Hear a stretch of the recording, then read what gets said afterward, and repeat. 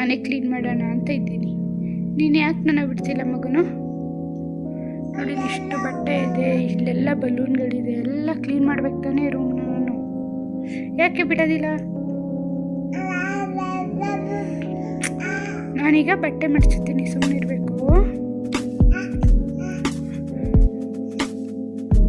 ಮಡ್ಚಿರೋ ಬಟ್ಟೆನ ಕೊಡ್ತೀಯಲ್ಲ ಮಗನು,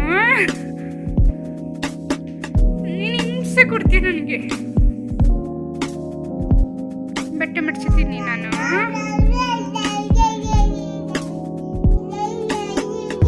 ಹಿಂಗೆ ಹಿಂಸೆ ಕೊಟ್ಟರೆ ನಾನು ಏನು ಮಾಡಲಿ? ನೋಡಿ ಇಲ್ಲಿ ಬಟ್ಟೆ ಮಡ್ಚಿರೋದನ್ನೆಲ್ಲ ಹೇಳ್ದೆ ಹಾಕೋದೆ ಕೆಲಸ. ಅಲ್ಲಿ ನೋಡಲಿ, ಮಡ್ಚಿರೋ ಬಟ್ಟೆನೇ ಕೊಡ್ತೀರ ಮಗನು.